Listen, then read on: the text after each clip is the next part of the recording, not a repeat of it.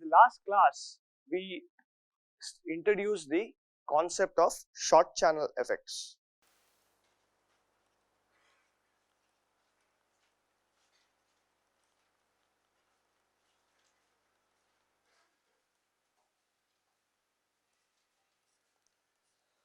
Acronym is SCE. Okay, and the first thing that we spoke about was channel length modulation.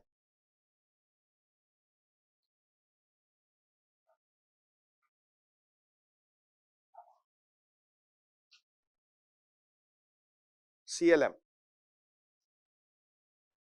And what was this? If I have to summarize this effect, the delta L by L is going to be modeled as lambda times VDS. Okay, so therefore the equation, the drain current equation gets modified as, in saturation, mu n C ox W by L, right, into VGS minus VT whole squared into 1 plus lambda VDS. Right, this is what we said, and primarily it's in saturation that you will see these effects, right, because VDS has to be large. Okay. So moving on with the short channel effects, in this class we will discuss what is known as velocity saturation.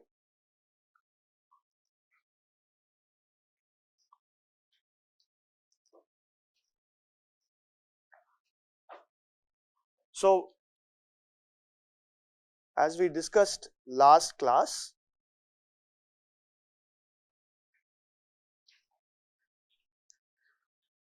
you have a drain, a source and a drain in a long channel device. They were placed very far apart. Oxide here, N plus P,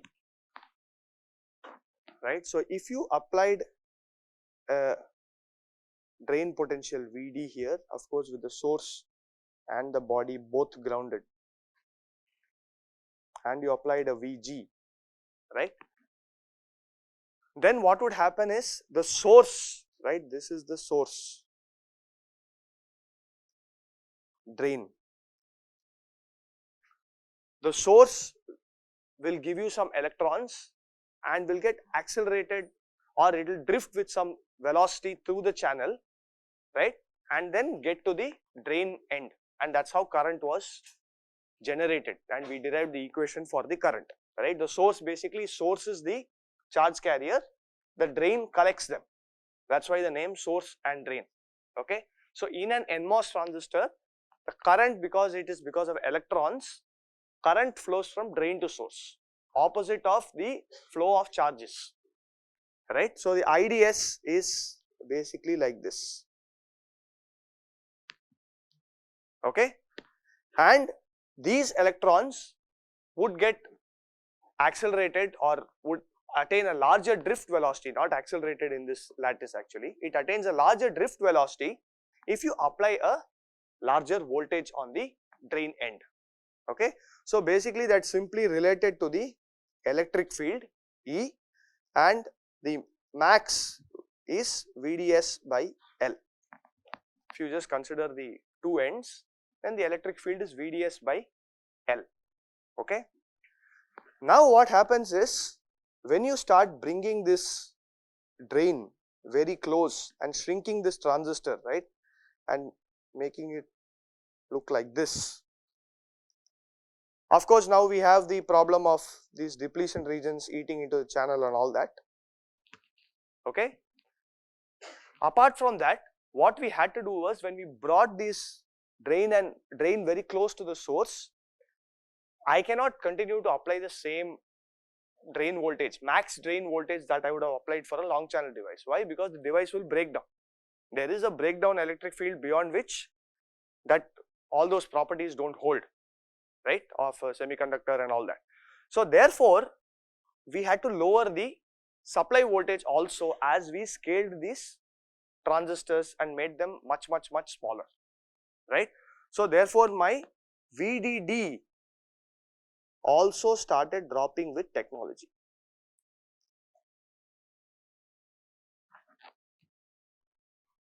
Okay.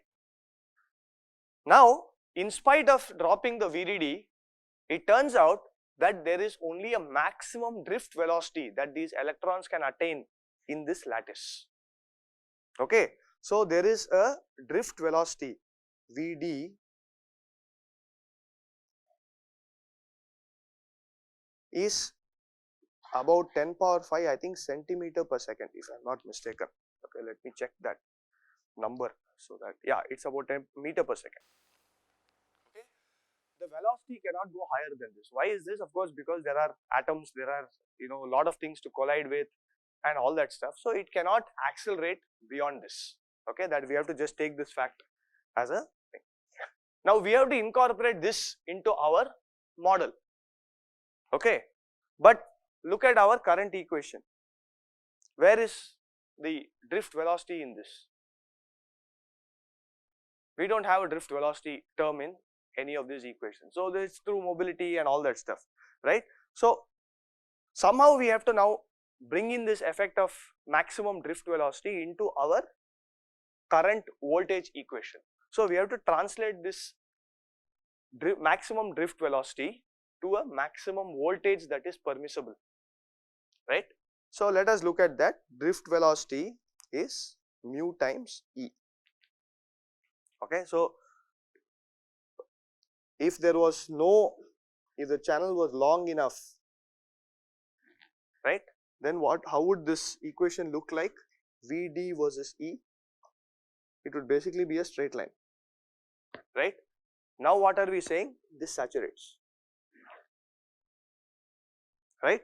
So this is somewhere 10 power 5 meter per second. Okay, so that means there is a critical electric field beyond which this saturation takes place. Okay, and therefore I will write this Vd sat, let me call this as Vd sat, the drift velocity saturation value, okay, is going to be mu n, of course, into Vd sat by L. Okay, therefore Vd sat is equal to Vd sat velocity, drift velocity saturation value into L divided by mu n. So now what have we done? We have taken the drift velocity problem and translated to a voltage equivalent value, right? Which means to say that if I apply a drain voltage that exceeds this Vd sat value, then I cannot get any further acceleration or any further increase in current, right? Again, not acceleration, sorry, it is any further drift velocity, which means that my current will saturate. Okay, so now how do I incorporate this into the equation? So we have applied a certain VGS, okay, then we start increasing the VDS. Okay, what will happen?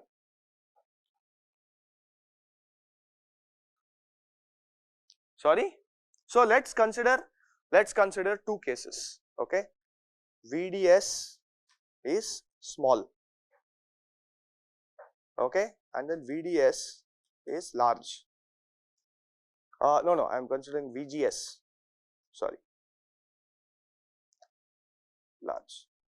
I am going to sweep VDS.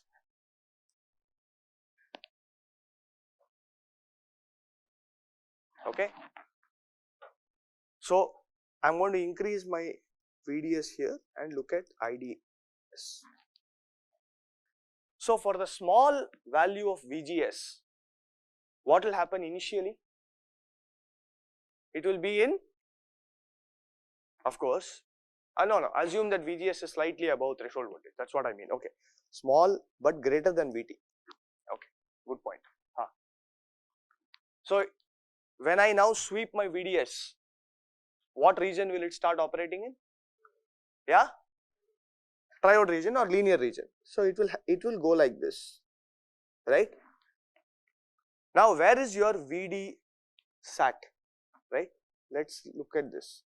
Let's say my VD sat is here. This is the critical VD sat voltage. Beyond this, if you cross, then you will saturate, correct? So therefore, if VGS is small enough, then it can achieve the saturation current much earlier. Remember that because at the drain end, my VGS minus VT minus V should be greater than 0. So if VGS is small enough and the original saturation happens, then the current will just saturate here.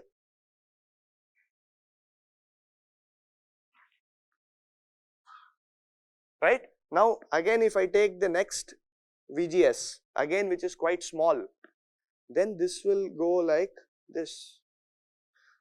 Further if I go, it will go like this, and this behavior can be quadratic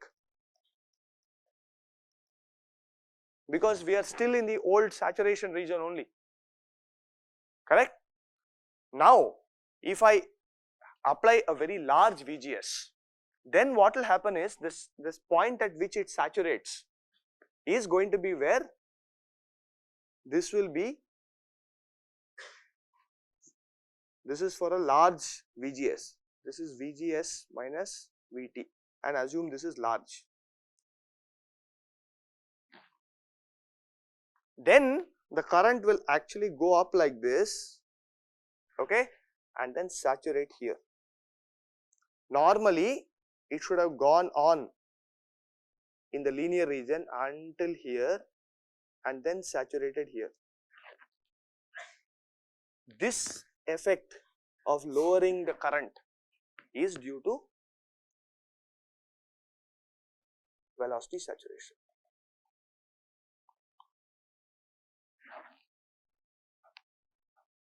Okay. So the point I am trying to make is, it does not mean that a transistor cannot go into the regular saturation region if velocity saturation exists in the technology. It can, it depends on the VGS value, because if that saturates first, right, then it cannot go, it cannot even enter this velocity saturation region, right. Basically if the drift velocity is small enough, then the transistor behaves in the old fashion that we were talking about, okay. So now the question is, for a long channel device, did this velocity saturation effect not exist at all?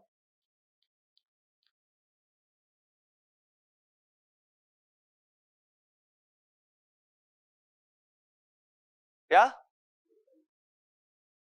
exactly. It's not that it doesn't exist. Of course it exists there also. It's just that the VDS I have to apply is so large that it is out of the range in which we are going to operate the device in, and therefore we don't worry about it there. That's all.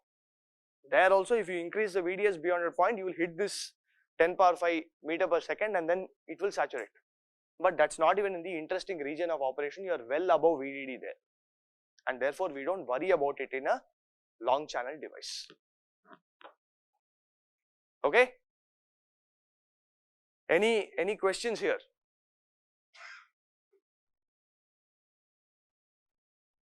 Okay, so how does this current look like now? That is just the intuitive picture that I gave you, right?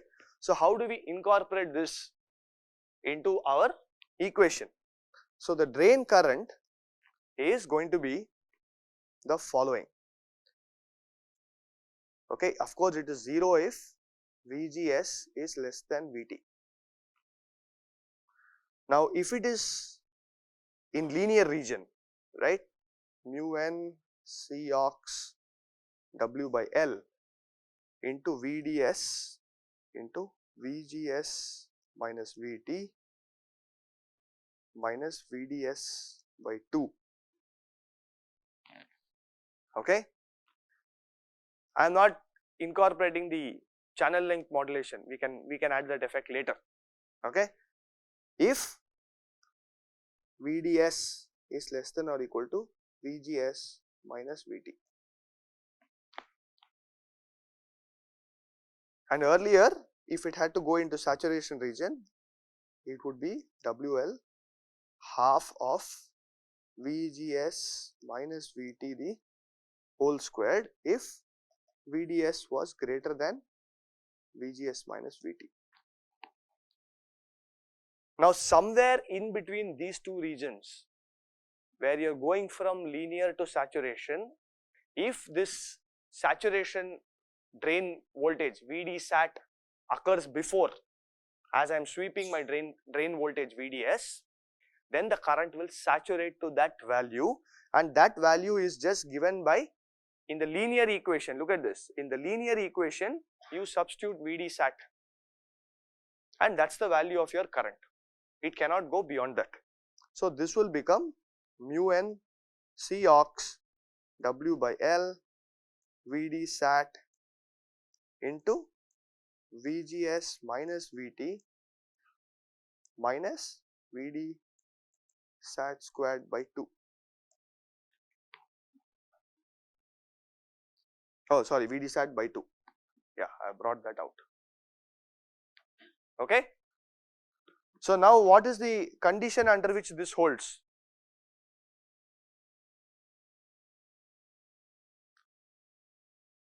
The condition is VD sat is less than VGS minus VT. If that happens, okay. So now what I will do is, we have too many regions of operation, linear region, saturation region, velocity saturation region, and by the way, let me just put it down. This is linear, right, or triode, or resistive region, right. It behaves like a voltage control resistor in that region. This is a saturation region, okay, and this region is called velocity saturation.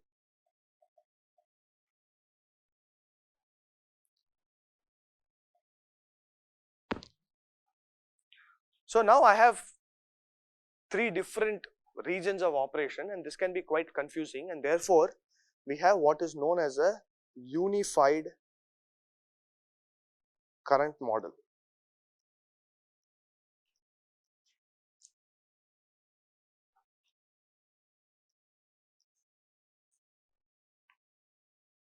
Again, this is an abstraction that works very well for this course, okay, and this is more than sufficient for us because the regions of operation are going to be sort of in the extremes.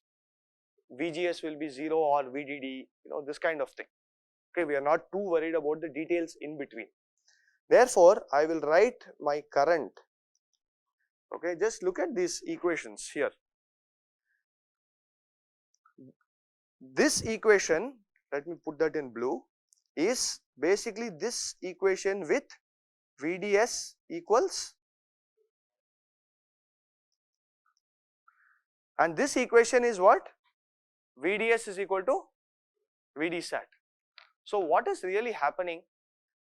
It is the min of three different values that is appearing in that term there, right? The VDS term is getting replaced by either VDS or VGS minus VT or VD sat, whichever is the lowest, because you look at various regions. Here VDS is less than VGS minus VT first, so then it becomes a linear region.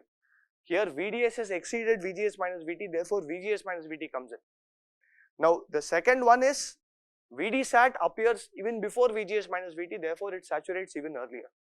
Therefore the natural way to write this is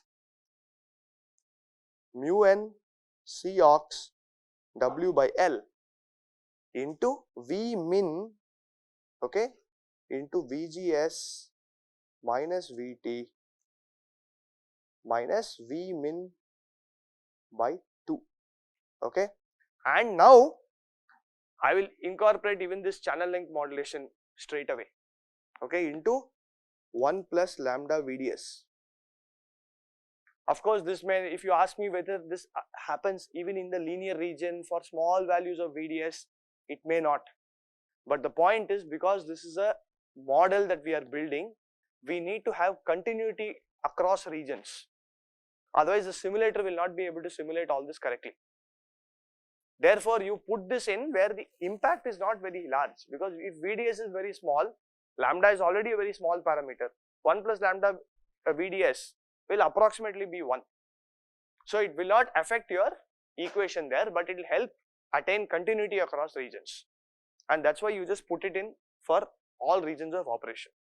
Now, what is V min? Is minimum of VGS minus VT, correct, comma VDS, comma VD sat.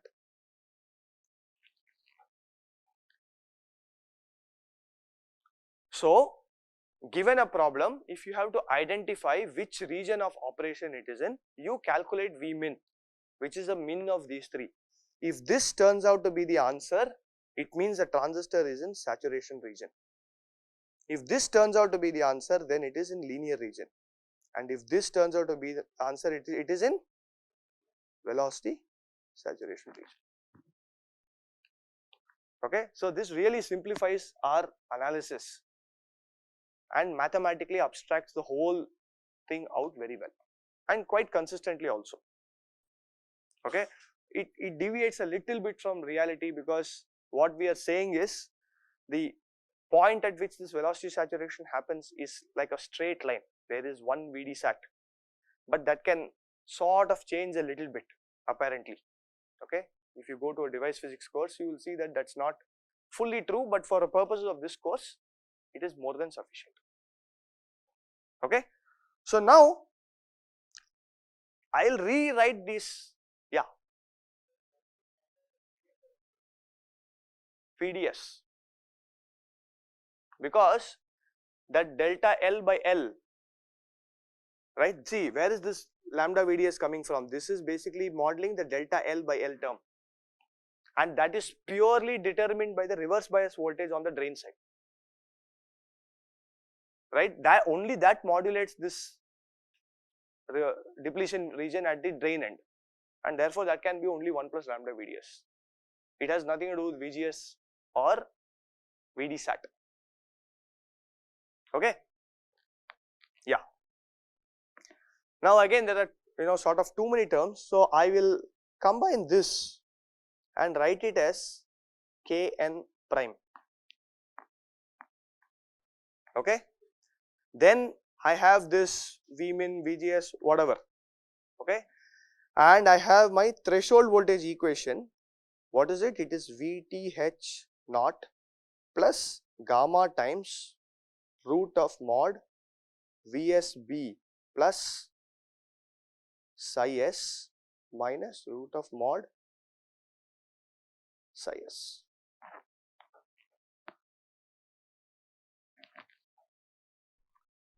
So, if you look at this current equation, I have 5 parameters. Okay, I have 5 parameters, not just the current and threshold voltage equation.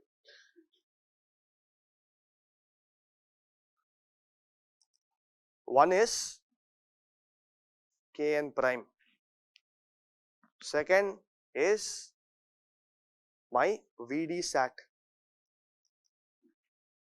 third is lambda, fourth is my VTH naught, and the fifth parameter is gamma. Okay, these 5 parameters characterize uniquely a particular transistor in that technology. So what do? You don't worry about solving device physics here. You go and fit these parameters through measurements in a particular technology. You fit these parameters and you specify this in a particular model file. Yesterday, if you remember, in the tutorial, you were shown a model file which had like 54 parameters or something. This is a much simpler model than that. That is, it incorporates many more effects and is far more sophisticated, which is understandable because reality it is far more sophisticated. But this is effectively what is known as the level one spice model.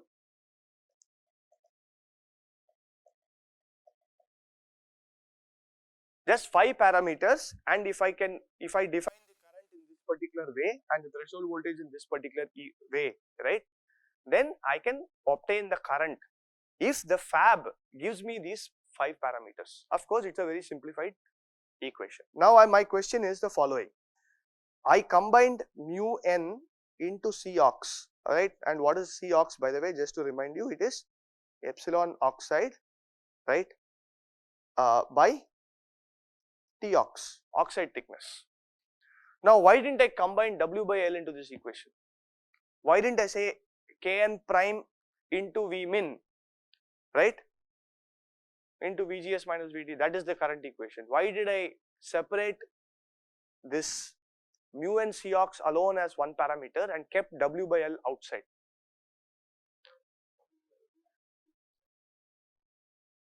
Yeah, you can change, or I want to differentiate between two things. One is a technology parameter, other is a design parameter. So these level 1 spice model, these are known as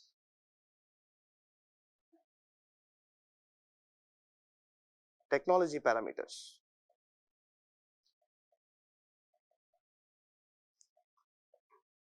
Which means that once I have shrunk my technology to a new node and I have defined the feature sizes and all that stuff, these values or these parameters are not dependent on the design parameters. So as a designer, what is the freedom that you have to tweak? You can tweak W, you can tweak L in analog designs, okay. In digital design, of course, for high speed you have to keep it as close as possible, so it's effectively fixed, right? But you can tweak W, you can tweak L, and you can tweak the voltages. So therefore these parameters should not be combined with the technology parameters and sort of confuse you. You should know exactly, when I say it's a technology parameter, it means it's fixed. You cannot propose a solution that says I will change the technology parameter. You have to propose a solution where you change the design parameters and achieve the goal that you want going forward. So that's why in this course we will always separate the terms out as technology parameter and design parameters and bring out the dependence very clearly on the design parameters. Okay, for the oxide thickness, for example, that is fixed for all transistors. Once you scale to a new technology, in 14 nanometer it's about 1 nanometer. 14 nanometer technology, the oxide thickness is about 1 nanometer for all transistors, including PMOS transistors, right? You have another variety called a thick oxide device where the oxide thickness is slightly larger, but that's a separate model. But even there, across NMOS and PMOS, the oxide thickness is fixed. Okay. Again, VD-SAT, if you scale to a new technology, then you get a new maximum drain voltage that you can apply, before which the velocity will saturate in the channel, right? So that again is given to you as a parameter. Now the question is, for what value of channel length are they giving you this? Because I just told you that L can be varied, correct? In analog designs, I can change L to even 10 micron, right? In a 14 nanometer technology, it's possible. So does this VD-SAT apply there? So the answer is no, it does not. When they say they give you a model file with these technology parameters, there is a region of operation where this is valid. If you try to take this model file and apply it for some random region of operation, the fab will not give you any guarantee that it is even expected to work. These parameters have been fit very specifically to measurements made on devices in a range of L length, width and supply voltage conditions. So the model file, they will tell you, right? In the model file yesterday you saw VDD equal to 0.8 volt. What if I apply VDD equal to 1.6 volt in that? The answers can be totally wrong, right? So these model files are actually specific to the application that you are doing. Here in digital design, we are fixing our L because we want maximum speed. Therefore, this VD-SAT makes a lot of sense. there. Okay. So what about the the lambdas? All of these parameters have some sort of a length dependence, because if I take the length very far away, then this doesn't really affect it at all. Of course, sometimes they will fit these things so that there is a dependence on the L also. Okay, you can fit it to that kind of an equation as well, right? Now threshold voltage VTH0. Okay, this again has no dependence on L and W, as you can see in this previous equation or the equations that we derived earlier. It's independent of L and W to a first order, and you get one particular number that the fab says this transistor has a VTH0 of 250 millivolt, right? It is independent of L and W. Okay, but again it doesn't mean that I can take L to 10 nanometer and expect it to give me the right threshold voltage. No, it is for that region of L and W where that is valid. Okay, similarly the gamma is fit to a particular value, and these 5 technology parameters put together constitute what is known as the level 1 spice model. Okay,